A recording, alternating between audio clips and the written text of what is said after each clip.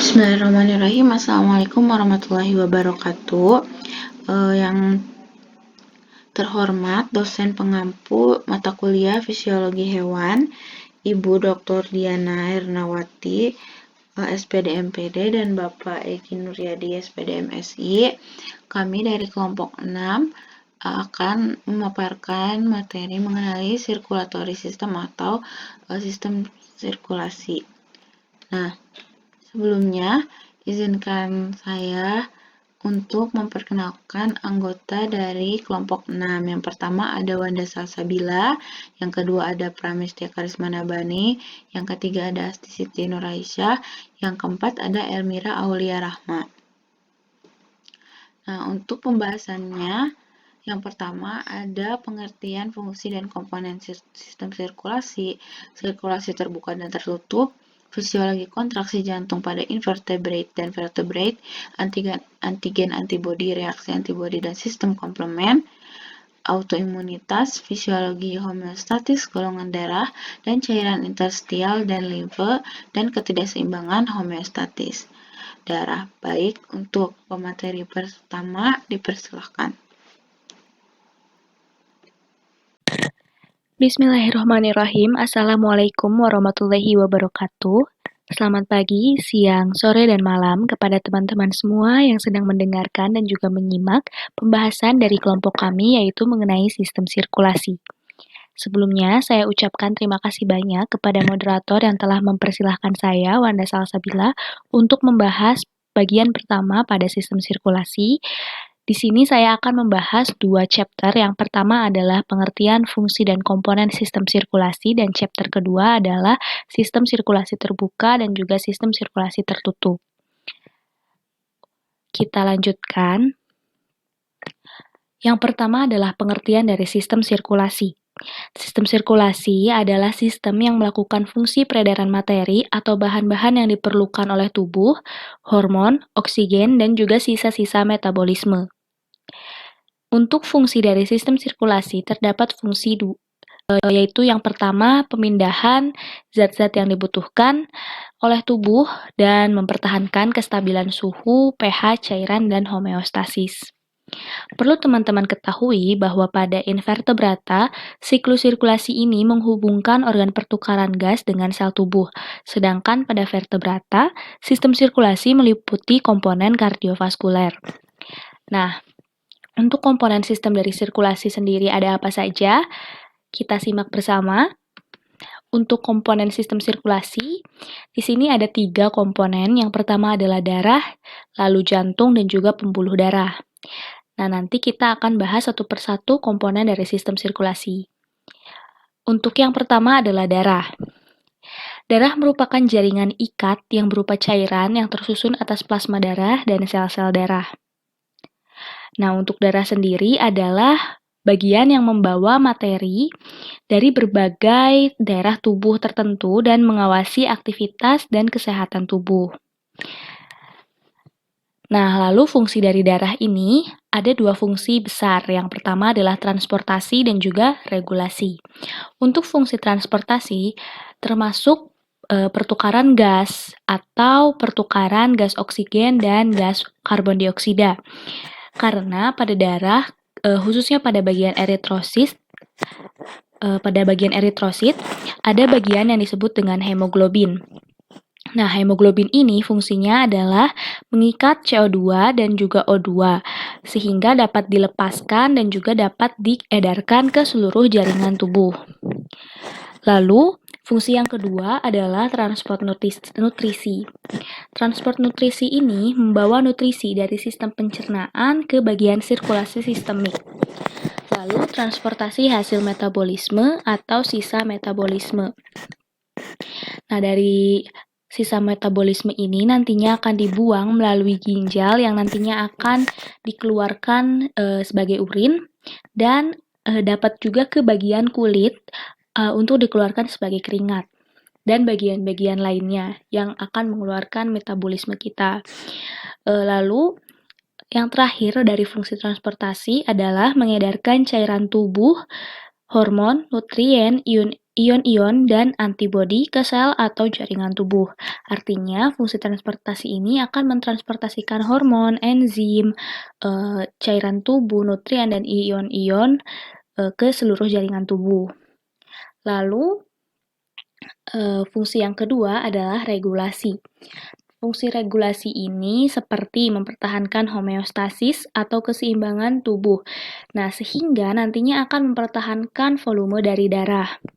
Selanjutnya adalah sistem regulasi ini menjaga kekebalan tubuh karena darah kita ini memiliki sistem imun, sehingga membantu untuk menghancurkan kuman atau protein asing yang masuk ke dalam tubuh.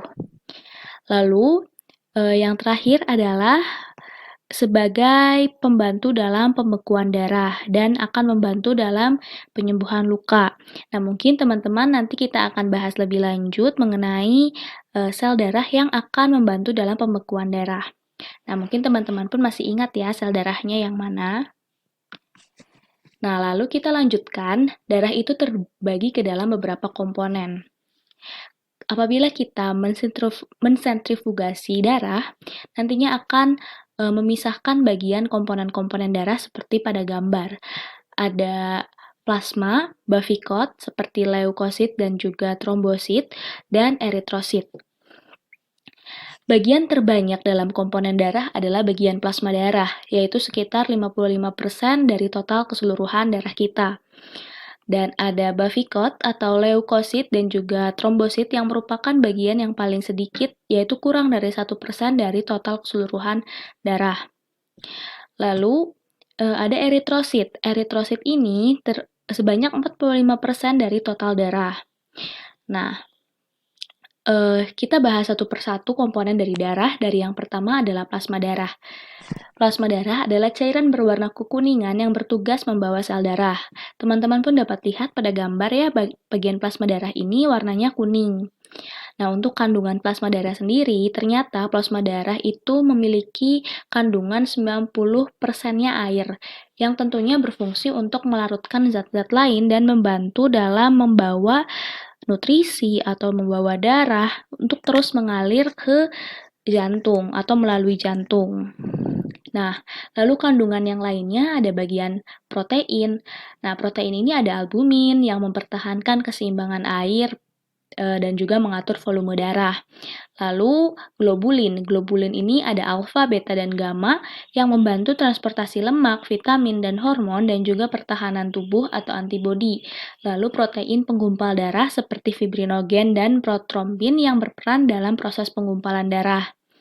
Lalu ada garam-garam atau ion-ion seperti natrium, kalium, kalsium, magnesium, klorida, dan bikarbonat yang berfungsi untuk menyeimbangkan tekanan osmosis, mempertahankan pH, dan juga berfungsi untuk saraf dan otot dan mengatur permeabilitas membran sel.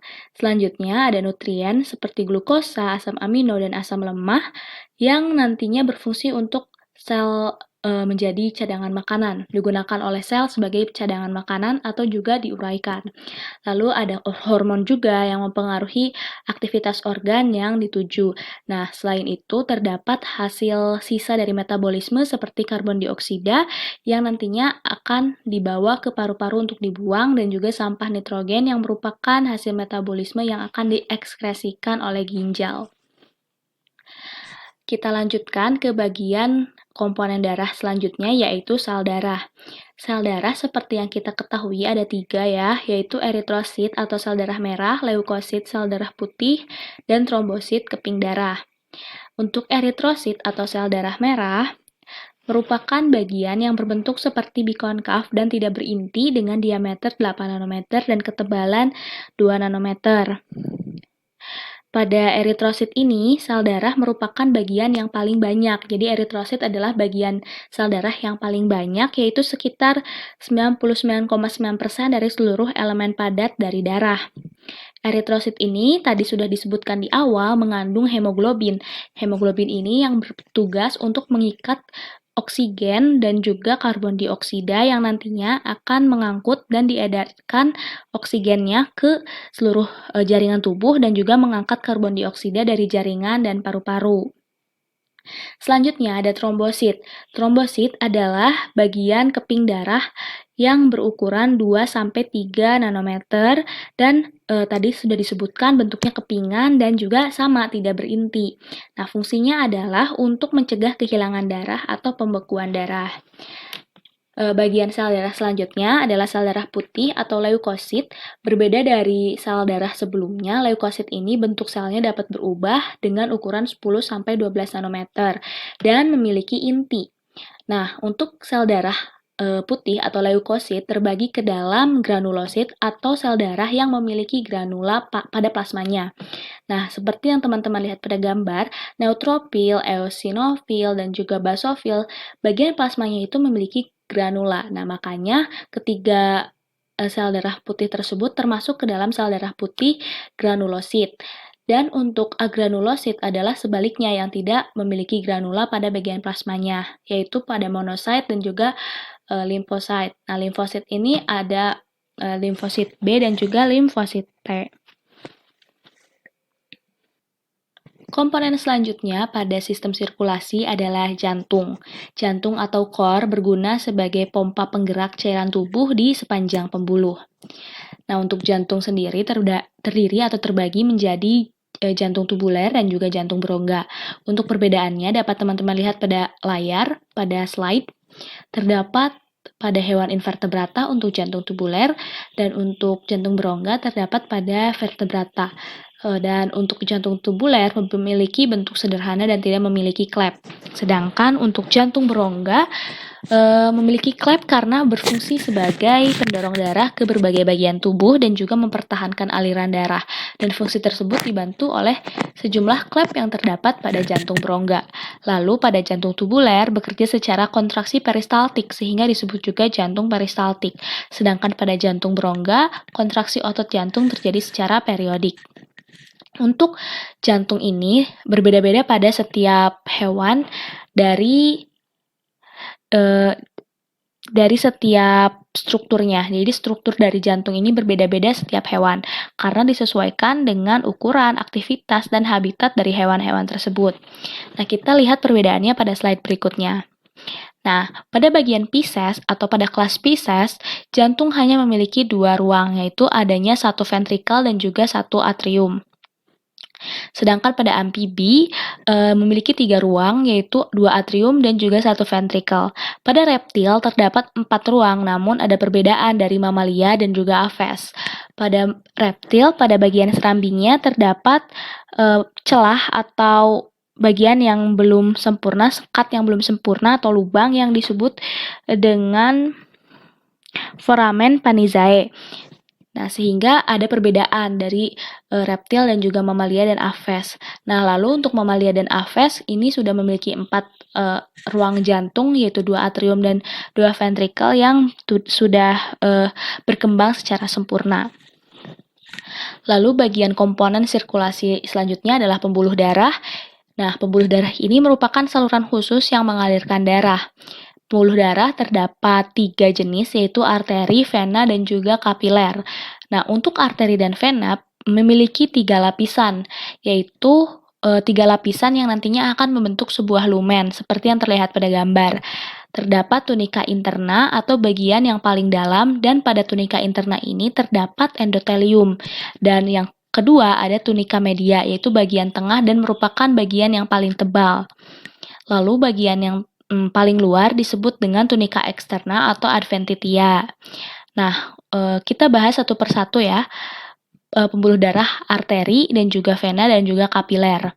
Nah, untuk arteri merupakan pembuluh darah yang berfungsi membawa darah beroksigen dari jantung ke sel dan jaringan. Artinya, arteri ini akan membawa darah yang beroksigen keluar dari jantung untuk diedarkan ke seluruh jaringan pada tubuh atau kepada bagian tubuh lainnya. Nah, arteri ini membentuk percabangan yang disebut dengan arteriol yang berfungsi untuk mengendalikan darah dan tekanan darah. Kita lanjutkan ke pembuluh darah vena. Pembuluh darah vena ini kebalikan dari arteri. Kalau arteri tadi membawa darah beroksigen keluar dari jantung, kalau vena membawa darah ke jantung. Vena mengembalikan darah, mengurangi oksigen dari sel dan jaringan ke jantung. Vena ini bercabang-cabang sama seperti arteri dan cabangnya disebut dengan venula. Lalu pembuluh darah selanjutnya adalah kapiler yang merupakan pembuluh darah terkecil. Nah, berbeda tadi dengan vena dan juga arteri, pada pembuluh darah vena hanya memiliki tunika intima saja. Kan tadi vena dan arteri ini tersusun atas 3 lapisan, sedangkan kapiler hanya 1 lapisan, yaitu tersusun atas tunika intima saja. Lalu, kapiler ini merupakan tempat terjadinya pertukaran gas serta berbagai zat lainnya antara pembuluh darah dan juga sel jaringan. Nah, pada kapiler ini juga nantinya terdapat pertemuan antara venula dan juga arteriol. Nah, mungkin ini adalah bagian akhir dari pembahasan chapter pertama. Selanjutnya kita akan lanjutkan ke chapter kedua, yaitu mengenai sistem sirkulasi terbuka dan juga tertutup. Selanjutnya, chapter kedua kita akan membahas mengenai sirkulasi terbuka dan juga sirkulasi tertutup. Pada hewan, sistem sirkulasi ini terbagi ke dalam 3 jenis. Jadi, selain ada sirkulasi terbuka dan tertutup, ada juga sistem sirkulasi secara difusi. Dan sistem ini terjadi pada invertebrata rendah, seperti paramecium, amuba, maupun hidra. Nah, sistem difusi ini terjadi pada hewan yang belum memiliki sistem sirkulasi berupa jantung dengan salurannya yang merupakan jalan untuk peredaran makanan. Makanan umumnya beredar ke seluruh tubuh karena adanya aliran protoplasma. Akan tetapi, proses difusi ini berlangsung sangat lambat, sehingga cara tersebut tidak mungkin dapat memenuhi semua kebutuhan hewan yang berukuran besar. Nah, oleh karena itu, pada hewan tingkat tinggi diperlukan sistem sirkulasi khusus yang menjamin adanya pergerakan cairan ke seluruh tubuh dengan cepat. Nah, sistem tersebut dikenal dengan sistem sirkulasi terbuka dan sistem sirkulasi tertutup. Pertama-tama, kita akan membahas mengenai sistem sirkulasi terbuka. Pada sistem sirkulasi terbuka tidak dapat dibedakan antara darah dan cairan interstelial, sehingga cairan yang diserap dalam sistem sirkulasi terbuka adalah hemolimfa. Nah, hemolimfa merupakan cairan yang nantinya akan diserap melalui ostia langsung ke jantung. Ostia di sini adalah lubang yang terdapat pada jantung yang terlihat pada gambar. Lalu nantinya dari jantung, cairan tersebut akan keluar menuju ke pembuluh darah yang kecil. Dari pembuluh darah tersebut nantinya akan menuju ke cairan ekstraseluler. Nah, karena cairan menuju dari yang pembuluh yang kecil ke bagian yang paling besar, mengakibatkan tekanan darah yang dihasilkan rendah pada setiap kontraksinya. Sehingga volume darah yang dikeluarkan sedikit. Oleh karena itu, mengakibatkan tidak terjadinya ultrafiltrasi sehingga ekskresi tidak menghasilkan urin dari hasil filtrasi yang kompleks. Lalu, selain itu akan mengalir dengan sangat lambat yang mengakibatkan sari makanan yang dilepaskan sel terbatas, sehingga aktivitas metabolisme pun terbatas dan tidak mampu mensuplai oksigen dalam jumlah yang banyak. Lalu, bagian hemolimfa tidak selalu mengalir pada pembuluh, sehingga sulit untuk melakukan pengaturan aliran darah ke masing-masing organ. Nah, tadi pada sistem sirkulasi terbuka ini contohnya adalah pada moluska atau pada arthropoda. Lalu selanjutnya adalah sistem sirkulasi tertutup. Nah, bedanya dengan sistem sirkulasi terbuka, pada sistem sirkulasi tertutup, darah sudah bisa dibedakan antara darah dan juga cairan interstelial. Dan darah selalu mengalir pada pembuluh. Sehingga aliran darah berlangsung dengan cepat dan dapat didistribusikan kepada setiap organnya. Lalu, karena jantung memompa darah ke dalam pembuluh besar yang bercabang menjadi pembuluh-pembuluh kecil yang mengalir melalui organ, sehingga volume darah harus rendah, yaitu sekitar 5-10% dari volume tubuh. Nah, Pada sistem sirkulasi tertutup ini, bahan-bahan dipertukarkan antara darah dan cairan interstisial yang menggenangi sel dan dapat menghasilkan urin karena mampu melakukan ultrafiltrasi. Nah, untuk contoh hewan yang melakukan sistem sirkulasi tertutup adalah vertebrata, cacing tanah, cumi-cumi, dan gurita. Mungkin sekian penjelasan yang dapat saya sampaikan. Mohon maaf apabila masih banyak kekeliruan dan kekurangan. Saya ucapkan terima kasih dan saya serahkan kepada pemateri selanjutnya. Terima kasih kepada pemateri selanjutnya. Sekarang saya Pramestika Ismanabani akan memaparkan mengenai fisiologi kontraksi jantung, invertebrata, dan vertebrata. Nah, untuk yang pertama itu dari invertebrata. Yang pertama ada dari protozoa. Nah, hewan bersel satu atau protozoa itu tidak memiliki sirkulasi darah karena tubuhnya hanya terdiri atas satu sel. Oksigen diserap secara difusi dan karbon dioksida juga dikeluarkan juga secara difusi. Seperti yang telah dijelaskan sebelumnya oleh pemateri sebelumnya, kalau sistem difusi ini terjadi pada invertebrata dan juga sistem sirkulasi berupa jantung dengan salurannya yang merupakan jalan untuk peredaran makanan.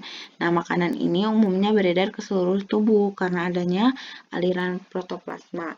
Jadi, materi makanan yang besar akan masuk ke sitostoma atau mulut sel dan makanan yang berbentuk cair akan diedarkan oleh vakuola kontraktil.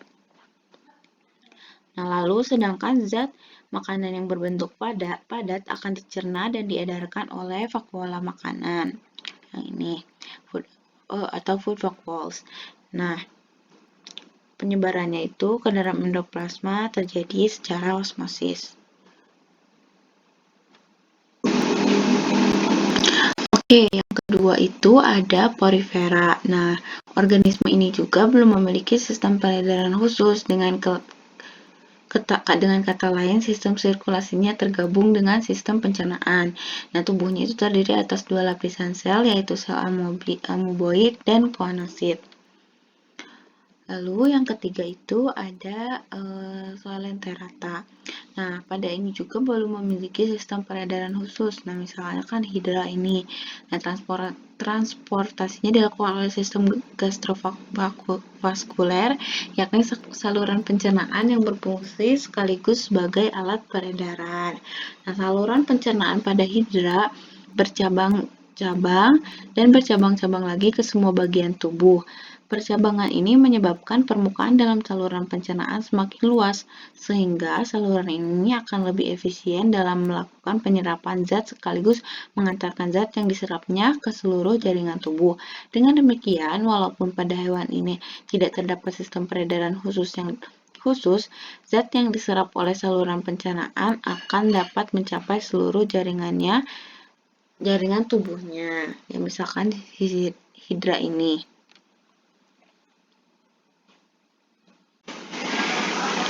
Selanjutnya ada platyheminthes. Nah, untuk platyheminthes juga contohnya seperti planaria juga belum mempunyai sistem peredaran darah khusus, namun menggunakan sistem gastrovaskuler. Nah, awal mulanya makanan masuk ke dalam usus, selanjutnya dari usus bercabang-cabang ke seluruh tubuh untuk mengedarkan makanan. Yang kelima ada Annelida. Nah, sistem sirkulasi pada cacing tanah ini merupakan peredaran darah tertutup. Selama dalam peredaran darahnya tetap berada di dalam pembuluh. Alat peredaran darah cacing tanah terdiri atas pembuluh darah punggung atau dorsal dan pembuluh darah perut atau ventral. Dan 5 pasang lengkung aorta yang berfungsi sebagai jantung. Nah, karena itu jantung cacing sering disebut jantung aorta. Darah dalam cacing beredar di dalam pembuluh sehingga termasuk peredaran darah tertutup. Darah yang terdapat pada pembuluh kapiler akan mengikat oksigen. Selanjutnya yaitu moluska. Nah, pada moluska, sistem peredaran darahnya terbuka. Jantung terdiri atas ventrikel dan atrium, aorta interior dan aorta posterior yang tidak memiliki arteri dan vena. Ventrikel memompa darah ke dalam aorta interior. Kemudian, darah dialirkan tanpa pembuluh ke bagian kaki serta alat-alat tubuh lainnya kecuali punggung. Ke bagian abdomen darah dialirkan melalui rektum dan mantel atau kulit luar. Darah yang mengandung oksigen di dalam mantel akan dialirkan ke atrium. Darah yang mengandung karbon dioksida dikumpulkan dalam pembuluh, kemudian masuk ke dalam ginjal dan insang untuk mengikat oksigen dan kembali lagi ke jantung.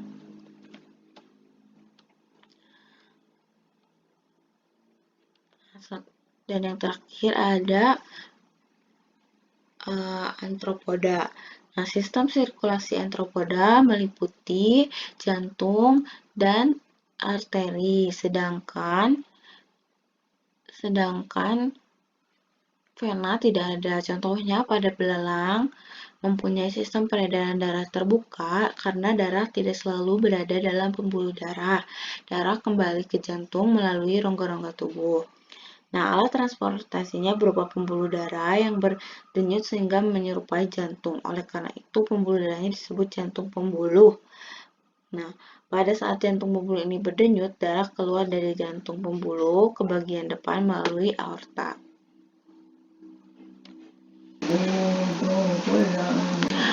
Nah, untuk sekarang yaitu mengenai vertebrata. Yang pertama ada Pisces. Memiliki sistem peredaran darah tertutup di mana darah selalu terkandung dalam rangkaian pembuluh darah. Dengan kata lain, darah tidak pernah meninggalkan pembuluh darah dan tidak mengisi rongga tubuh. Nah, sistem peredaran darah ikan cukup sederhana. Terdiri dari pembuluh jantung, darah, dan pembuluh darah. Jantung ikan adalah struktur otot sederhana yang terletak di belakang dan di bawah insang. Jantung tertutup oleh membran perikardial atau perikardium. Jantung terdiri dari atrium, ventrikel, struktur berdinding tipis yang dikenal sebagai sinus venosus, dan tabung yang disebut bulbus anteriosus. Nah, ikan memiliki pola sirkulasi tunggal di mana darah melewati jantung hanya sekali dalam setiap rangkaian lengkap. Darah yang kekurangan oksigen dari jaringan tubuh datang ke jantung di mana ia dipompa ke insang. Nah, pertukaran gas terjadi di dalam insang dan darah beroksigen dari insang yang beredar ke seluruh tubuh. Di sisi lain, pada mamalia darah terdeoksigenasi memasuki jantung di mana ia dipompa ke paru-paru untuk oksigenisasi. Darah beroksigen dikembalikan ke jantung dan paru-paru yang akan diangkut ke seluruh tubuh. Selanjutnya yaitu ada amfibia. Nah, sistem peredaran darah katak berupa sistem peredaran darah tertutup dan peredaran darah ganda. Pada sistem peredaran darah ganda, darah melalui jantung 2 kali ke dalam 1 kali peredaran. Pertama, darah dari jantung menuju ke paru-paru, kemudian kembali ke jantung. Kedua, darah dari seluruh tubuh menuju ke jantung dan diedarkan ke seluruh tubuh. Nah, jantung katak terdiri dari 3 ruang, yaitu 2 atrium, atrium kanan dan atrium kiri, dan sebuah ventrikel. Yang ketiga, ada reptil. Reptil memiliki suatu modifikasi jantung yang lebih maju dibandingkan dengan ikan dan katak. Nah, jantung reptil terdiri dari 4 ruang, yaitu atrium kanan, kiri, dan atrium kiri dan atrium kanan, dan ventrikel kiri dan ventrikel kanan. Nah, atrium kiri dan kanan dipisahkan oleh sekat atau septum yang sempurna yang disebut dengan sekat atrium atau sekat serambi. Nah, untuk urutannya yaitu darah dari seluruh tubuh yang mengandung karbon dioksida mengalir ke sinus venosus. Nah, di mana kemudian masuk ke atrium kanan menuju ventrikel Dan dari ventrikel darah menuju arteri pulmonalis lalu masuk ke paru-paru. Di paru-paru terjadi pertukaran gas, karbon dioksida dan oksigen. Selanjutnya darah keluar dari paru-paru menuju atrium kiri melalui vena pulmonalis. Dari atrium kiri darah memasuki ventrikel dan ventrikel terdapat dua aorta yang membelok ke kiri dan ke kanan. Aorta kanan berasal dari ventrikel kiri dan berfungsi membawa darah ke kepala dan seluruh bagian depan tubuh. Aorta lain berasal dari tempat antara ventrikel kanan dan ventrikel kiri yang berfungsi membawa darah ke bagian belakang tubuh. Kedua aorta ini bercabang-cabang ke arteri-arteri yang menuju ke organ-organ tubuh. Yang keempat ada aves. Pada burung, darah beredar melalui pembuluh darah dan dipompa oleh jantung. Jantung burung berbentuk kerucut terbalik dan terbungkus oleh selaput jantung atau perikardium. Nah, jantung burung terbagi dalam 4 ruang, yaitu atrium kanan dan kiri, ventrikel kanan dan kiri. Atrium kiri dan kanan dibatasi oleh sekat atrium, demikian pula ventrikel kiri dan kanan dibatasi oleh sekat ventrikel. Nah, dan yang terakhir ada mamalia, yang sistem peredaran darah, contohnya itu mengambil contoh manusia, terdiri dari jantung, pembuluh darah, dan darah. Pembuluh darah arteri meliputi arteriol, vena, dan kapiler. Nah, jantung manusia dibagi menjadi 4 ruang, yaitu atrium kiri, ventrikel kiri, atrium kanan, dan ventrikel kanan. Nah, sistem peredaran darah juga terbagi dua, yaitu sistem peredaran darah besar dan sistem peredaran darah kecil.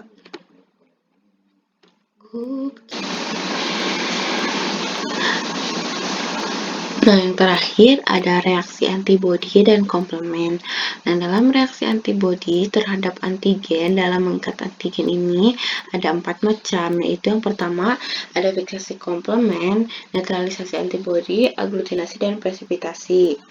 Nah, untuk fiksasi komplement itu adalah aktivasi sistem komplement oleh kompleks antigen antibodi. Nah, pada saat terjadi infeksi, protein pertama dalam rangkaian protein komplement diaktifkan, selanjutnya memicu serangkaian aktivasi protein komplement berikutnya. Nah, hasil dari rangkaian reaksi komplement tersebut menyebabkan lisisnya banyak jenis virus dan sel-sel patogen. Nah, efek dari fiksasi komplement juga yaitu opsonisasi, sitolisis, dan inflamasi. Nah, untuk opsonisasi sendiri, partikel antigen diselubungi antibodi atau komponen-komponen yang dapat meningkatkan pertautan makrofag ke mikroorganisme sehingga memfasilitasi dan meningkatkan fagositosis. Nah, sitolisis kombinasi dari faktor-faktor komplement dapat menghancurkan lapisan polisakarida dinding sel patogen. Nah, untuk inflamasi, produk komplement berkontribusi dalam inflamasi akut melalui aktivasi sel tiang, basofil, dan trombosit darah. Yang kedua ada netralisasi antibodi, di mana antibodi menonaktifkan antigen dengan cara memblok bagian tertentu antigen. Nah, aglutinasi atau penggumpalan yaitu partikel-partikel antigen dapat dilakukan karena struktur antibodi yang memungkinkan untuk melakukan peningkatan lebih dari satu antigen. Nah, gumpalan atau kumpulan bakteri akan memudahkan sel fagositik untuk menangkap dan memakan bakteri secara cepat. Dan yang terakhir adalah presipitasi atau pengendapan. Nah, prinsip pengendapan hampir sama dengan penggumpalan, tetapi pada pengendapan antigen yang dituju berupa antigen yang larut. Nah, jadi pengikatan antigen tersebut membuatnya dapat diendapkan sehingga sel-sel makrofag dapat mudah untuk menangkapnya. Nah, mungkin sekian materi yang dapat saya sampaikan. Saya kembalikan ke pemateri selanjutnya. Terima kasih. Wassalamualaikum warahmatullahi wabarakatuh. Bismillahirrahmanirrahim. Materi selanjutnya akan disampaikan oleh saya, Asti Siti Nur Aisyah, NPM 1821540008, mengenai tentang autoimun dan hemostasis. Nah, apa sih autoimun itu?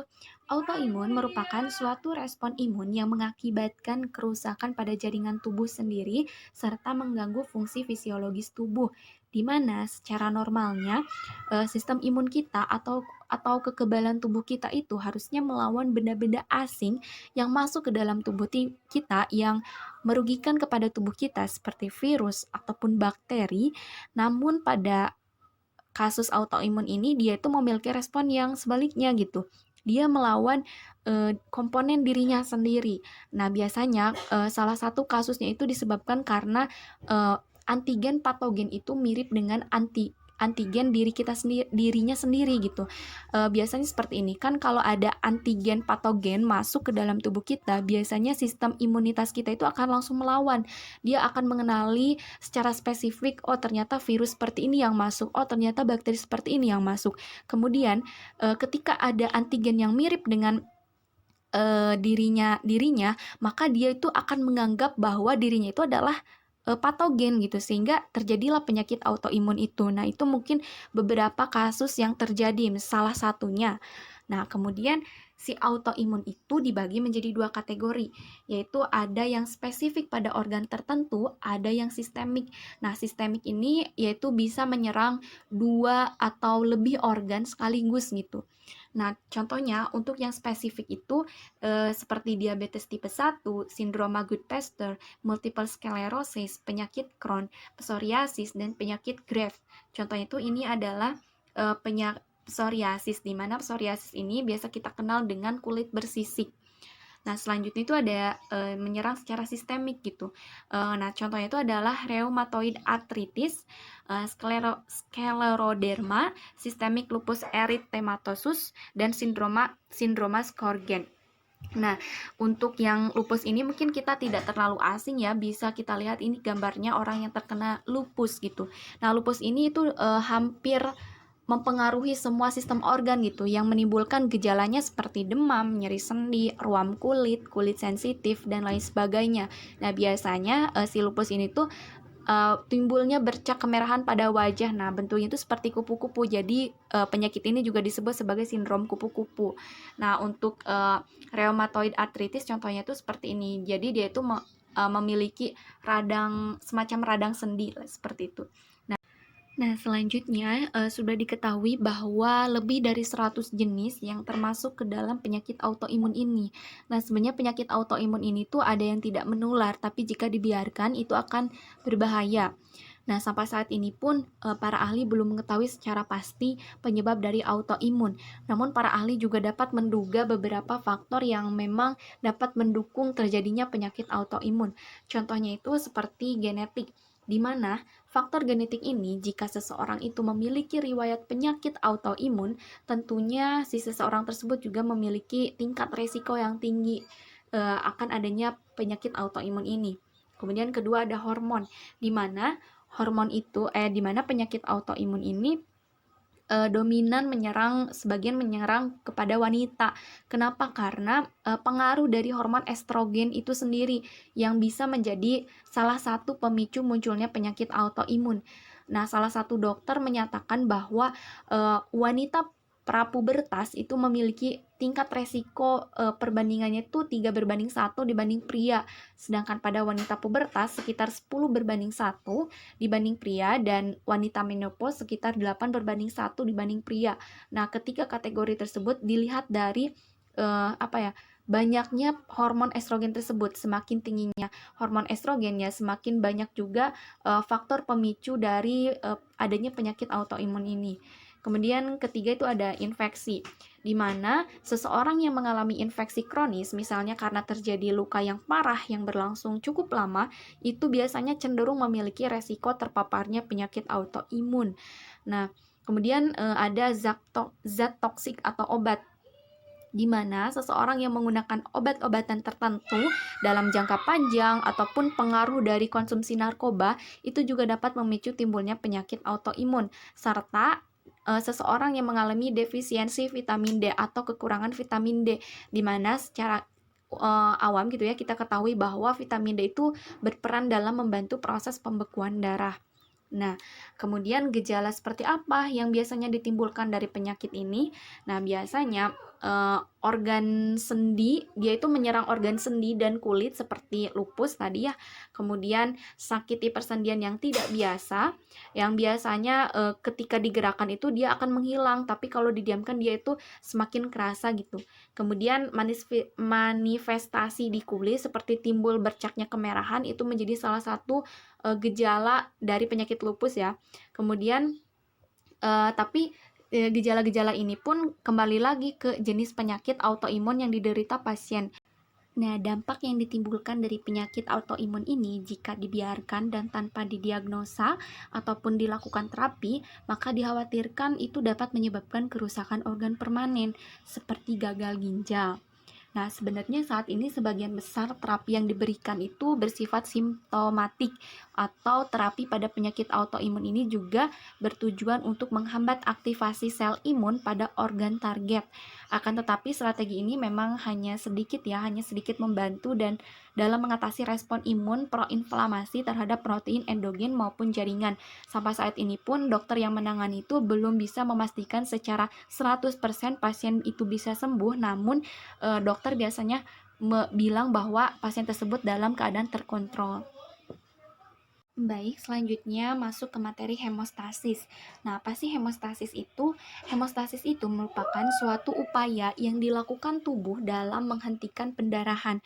Nah, mekanisme ini biasanya terjadi secara alami, terjadi di dalam tubuh.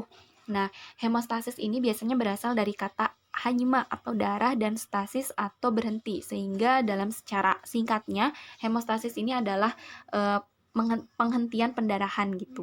Nah, fungsinya buat apa? Nah, fungsinya itu untuk mengurangi kehilangannya darah pada saat terjadi kerusakan di dalam pembuluh darah. Nah, bagaimana sih mekanismenya? Nah, mekanisme dari hemostasis ini melibatkan 3 fase, yaitu ada hemostasis primer, ada sekunder, dan juga ada tersier. Nah, sebelumnya perlu diketahui dulu ya, bahwa pembuluh darah kita itu terdiri dari beberapa struktur, yaitu ada sel endotelium. Nah, ini ya yang kotak-kotak ini. Nah, si sel endotelium ini dia itu sel yang berhubungan langsung dengan peredaran darah. Kemudian kedua ada jaringan ikat. Nah, jaringan ikat ini ya yang berupa serat-serat atau tersusun dari serat-serat kolagen yang struktural gitu, yang dapat menyokong dan memberi bentuk pada jaringan-jaringan yang ada di dalam tubuh manusia, serta adanya ruangan peredaran darah yang disebut dengan lumen. Nah, ini ya lumen. Nah, jika terjadi luka pada pembuluh darah, maka hemostasis primer ini akan melibatkan tunika intima pembuluh darah dan juga penyumbatan trombosit. Luka itu akan menginduksi terjadinya proses vasokonstriksi dan ada penyumbatan trombosit. Nah, kemudian pada fase vasokonstriksi ini dia itu merupakan suatu proses dalam memperkecil diameter luka. Nah, misalkan di sini lukanya, nah dia tuh akan memperkecil diameter lukanya dan memperkecil lumen dalam pembuluh darah yang menyebabkan peredaran darah itu semakin lambat. Nah, jadi si peredaran itu akan menyempit. Kemudian sehingga munculnya peran keping darah. Nah, si trombosit ini sehingga datang gitu untuk menyumbat si luka ini. Nah, yang biru ini kemudian dia itu akan menyumbat si lukanya. Nah, kemudian fase hemostasis primer itu sampai sini gitu dalam penyumbatan trombosis saja. Nah, sehingga fase hemostasis primer ini itu bersifat cepat dan tidak tahan lama. Sehingga jika proses ini belum cukup untuk mengkompensasi luka, maka itu harus dilanjutkan ke proses berikutnya yaitu hemostasis sekunder. Jadi si hemostasis primer ini atau penyumbatan oleh si trombosit ini masih bisa dilalui oleh darah sehingga darah masih bisa keluar. Nah, kemudian dilanjut ke hemostasis sekunder. Nah, hemostasis sekunder ini dia itu melibatkan trombosit dari faktor koagulasi. Koagulasi itu adalah penggumpalan gitu ya. Jadi hemostasis sekunder ini mencangkup pembentukan jaring-jaring fibrin yang berasal dari fibrinogen. Nah, jika terdapat luka, maka sel endotelium dan serat-serat kolagen ini, nah sisi ini, kedua komponen ini, dia itu akan mengeluarkan respon dengan cara mengeluarkan protein-protein yang disebut dengan faktor. Nah, misalkan yang titik-titik merah ini itu adalah protein-protein yang dikeluarkan oleh si sel endotelium dan serat-serat kolagen tersebut dalam merespon adanya luka. Nah, si protein-protein ini dia itu akan mengaktifkan senyawa protombin menjadi trombin. Nah, misalnya ini ya, si faktor koagulasi ini tuh akan mengaktifkan protomin menjadi trombin, di mana si trombin ini dia itu akan mengaktifkan fibrinogen menjadi fibrin. Nah, si fibrin inilah yang akan melakukan penyumbatan, membantu penyumbatan dalam penghentian pendarahan ini gitu. Nah, kemudian si proses ini juga disebut sebagai proses koagulasi. Nah, sehingga si hemostasis sekunder ini juga bersifat delayed dan long term response. Nah, kemudian jika proses ini masih belum cukup, jika proses ini sudah cukup dalam mengkompensasi luka, dalam menutup luka, dalam memberhentikan pendarahan, maka dilanjutkan ke proses yang terakhir, yaitu hemostasis tersier, di mana hemostasis tersier ini merupakan tujuannya itu untuk mengontrol gitu agar aktivasi koagulasi itu tidak berlebihan. Tadi ya, ketika sudah dalam bentuk fibrin, nah si fibrin ini kan akan membantu menyumbat peredaran darah bersama trombosit. Nah, jika sudah cukup jumlahnya, maka itu harus segera dihentikan karena takutnya terjadi penumpukan fibrin yang dapat menghalangi peredaran darah. Nah, kemudian jika sudah jumlahnya mencukupi, maka si fibrin itu akan dihentikan. Kemudian jumlah fibrin yang berlebihan itu akan dirusak gitu. Nah, jika ketiga tahap tersebut sudah dilalui, maka mekanisme hemostasis itu akan berhenti. Kemudian kemudian darah yang keluar itu bisa disumbat. Nah, kemudian ada cairan dalam tubuh hewan. Nah, dibagi dua, ada cairan intrasel, ada cairan ekstrasel. Cairan intrasel itu kira-kira sekitar 70% dari seluruh bagian tubuh hewan itu berupa air. Nah, sekitar 45%-nya itu terdapat di intrasel. Sedangkan untuk cairan ekstrasel, sekitar 25% terdapat di luar sel. Terdiri dari 4 cairan ekstrasel, yaitu seperti cairan jaringan darah, kemudian ada limfe dan hemolimfe. Nah, salah satunya itu ada cairan jaringan. Cairan interstitial atau cairan tubuh antara pembuluh darah dan sel, yaitu mengandung nutrisi dari kapiler melalui proses difusi. Nah, cairan jaringan ini pada dasarnya sebanding dengan plasma. Cairan interstitial dan plasma membentuk sekitar 97% dari cairan ekstrasel. Sekian materi yang dapat saya sampaikan, selanjutnya ke pemateri selanjutnya. Baik, terima kasih kepada pemateri sebelumnya yang telah mempersilahkan saya untuk menjelaskan materi kali ini, yaitu golongan darah. Golongan darah itu merupakan pengklasifikasian darah dari suatu individu berdasarkan ada atau tidaknya zat antigen warisan yang terdapat pada permukaan membran sel darah merah. Nah, ada banyak macam penggolongan darah, misalnya berdasarkan antigen itu ada ABO, Lewis, RH, Kell, dan Kitts. Nah, tapi yang akan kita bahas pada materi kali ini yaitu klasifikasi ABO dan RH. Pada klasifikasi ABO, pada pengumpulan darah ABO itu yang akan menentukan apakah golongan darah kita, yaitu A, B, O, atau mungkin AB. Nah, berdasarkan ada atau tidaknya antigen, yaitu antigen A dan antigen B. Selain itu juga ada tidaknya antibodi dalam tubuh, yaitu antibodi yang dimaksud antibodi anti A dan antibodi anti B. Nah, golongan darah A kita lihat pada gambar. Golongan darah A itu ketika pada permukaan eritrositnya itu memiliki antigen A dan pada plasma darahnya itu memiliki antibodi anti B. Sedangkan golongan darah B yaitu di mana pada permukaan eritrositnya itu memiliki antigen B dan pada plasma darahnya itu memiliki antibodi anti A. Untuk golongan darah AB memiliki antigen A dan antigen B pada plasma darahnya, pada eritrositnya, pada permukaan eritrositnya, tapi tidak memiliki antibodi anti B dan anti A di plasma darahnya. Sedangkan yang O itu tidak memiliki antigen anti A dan anti B, tetapi plasma darahnya itu memiliki antibodi anti A dan B. Perlu diingat kalau setiap orang yang mempunyai golongan darah berbeda, A, B, AB maupun O, itu perbedaannya adalah di antigen permukaan eritrosit dan pada antibodi yang ada di plasma darah masing-masing orang tersebut. Nah, kalau kita membicarakan dengan golongan darah, erat kaitannya dengan yang namanya transfusi darah. Maksud dari transfusi darah itu sendiri adalah proses transfer dari darah baik semua kandungan darah itu diberikan atau komponen darah tertentu yang diberikan kepada pasien yang mengalami indikasi mendapat darah tambahan. Nah, untuk transfusi darah itu tidak boleh sembarangan. Tidak bisa si A langsung mendonorkan darah ke B. Tidak bisa seperti itu.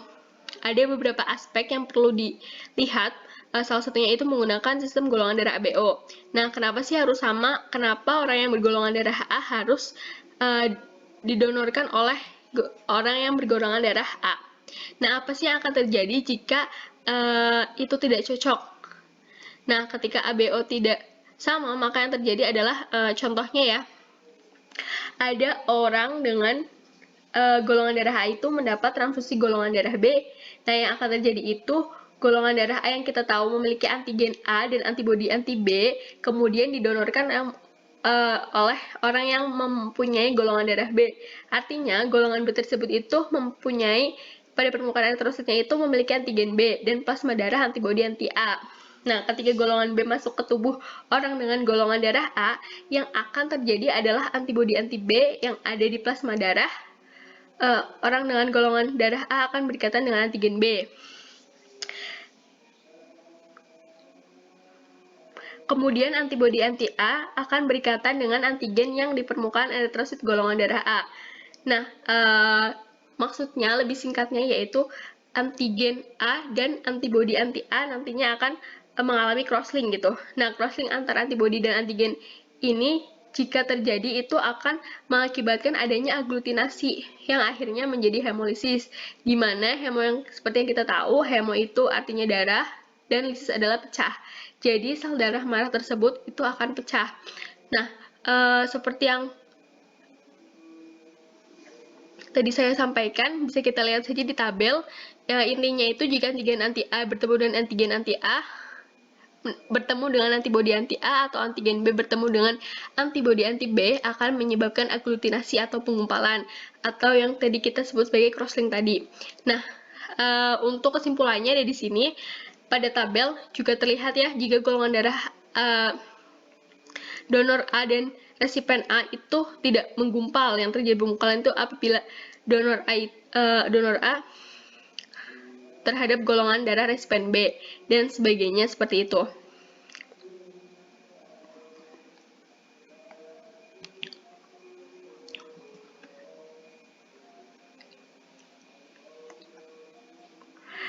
Berbeda dengan golongan darah ABO, golongan AB itu mempunyai kedua antigen yang sama sekali tidak dipunyai oleh yang sama sekali nggak punya antibodi anti A dan anti B, dan pada O juga terlihat tidak mempunyai kedua antigen tetapi memiliki antibodi anti A dan antibodi anti B. Nah, dari sinilah muncul istilah golongan darah AB itu merupakan golongan darah resipien universal. Maksudnya yaitu bisa mendapat golongan darah dari manapun karena tidak memiliki antibodi manapun, sehingga golongan darah yang masuk itu nggak akan terjadi kompleks antibodi manapun. Nah, dan golongan darah O itu biasa disebut universal, maksudnya yaitu bisa mendonorkan ke golongan darah manapun. Tapi ternyata kedua teori itu misleading karena klasifikasi darah ini bukan hanya berdasarkan ABO, karena antigen di eritrosit kan ada banyak. Selain antigen anti A dan anti B, antigen A dan antigen B, sehingga kita juga harus melihat berdasarkan klasifikasi yang lain. Nah, salah satunya yaitu berdasarkan sistem RH atau Rhesus.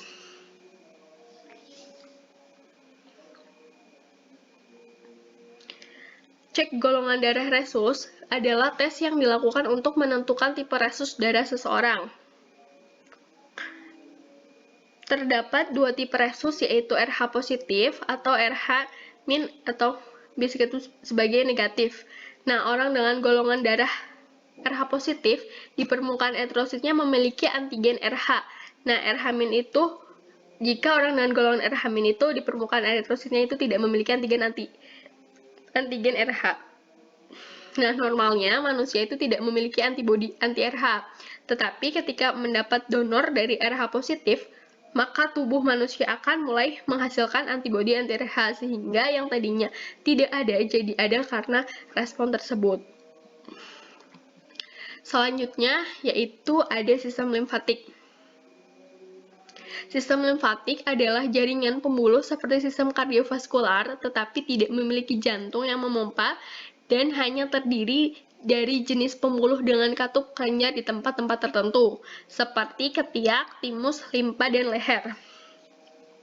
Nah, cairan yang beredar ini disebut getah bening, yang sebenarnya itu berasal dari plasma darah yang dipaksa keluar dari pembuluh darah.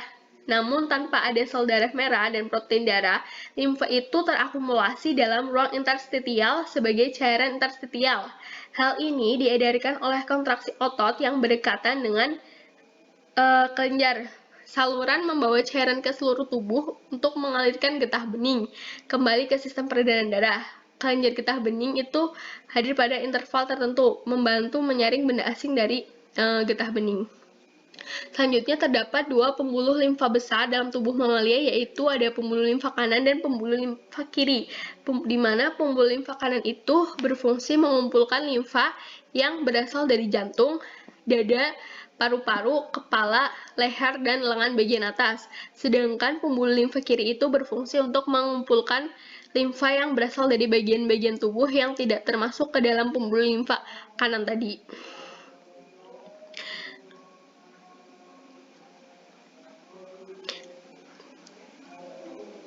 Nah, kelenjar limfa itu terdapat di sepanjang pembuluh limfa, terutama terdapat pada pangkal paha, ketiak, dan leher. Di bagian tertentu, misalnya ketiak, leher, dan pangkal paha, pembuluh limfa itu membentuk simpul yang disebut nodus limfa.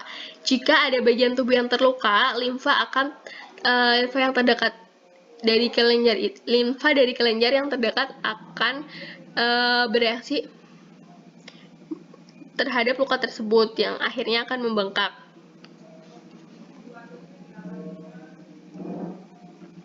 Kemudian di sini ada organ dalam sistem limfatik. Beberapa organ dalam sistem limfatik yaitu seperti yang kita lihat, ada tonsil atau amandel, adalah bagian organ sistem limfatik yang berukuran kecil dan terletak di belakang tenggorokan, berfungsi sebagai salah satu pertahanan tubuh dalam memerangi infeksi. Nah, tonsil itu menghasilkan sel darah putih dan antibodi, serta mampu menyaring virus dan bakteri yang masuk ke dalam tubuh. Organ ini juga berfungsi mencegah masuknya benda asing yang mungkin terhirup ataupun tertelan sebelum masuk ke dalam paru-paru. Selanjutnya ada kelenjar timus. Kelenjar timus adalah bagian penting dari sistem limfatik dalam tubuh. Salah satu fungsi kelenjar timus yang utama bagi kesehatan adalah memproduksi sel darah putih yang disebut limfosit T atau sel T yang berfungsi untuk melawan sel penyebab infeksi. Nah, kelenjar timus ini terletak di rongga dada, tepatnya di belakang tulang dada dan di antara paru-paru. Selanjutnya yaitu ada limpa. Limpa adalah organ sistem limfatik yang paling besar yang terletak di sisi kiri bawah tulang rusuk dan di atas perut Anda. Limpa bekerja dengan menyaring dan menyimpan darah serta menghasilkan sel darah putih untuk melawan berbagai infeksi penyakit.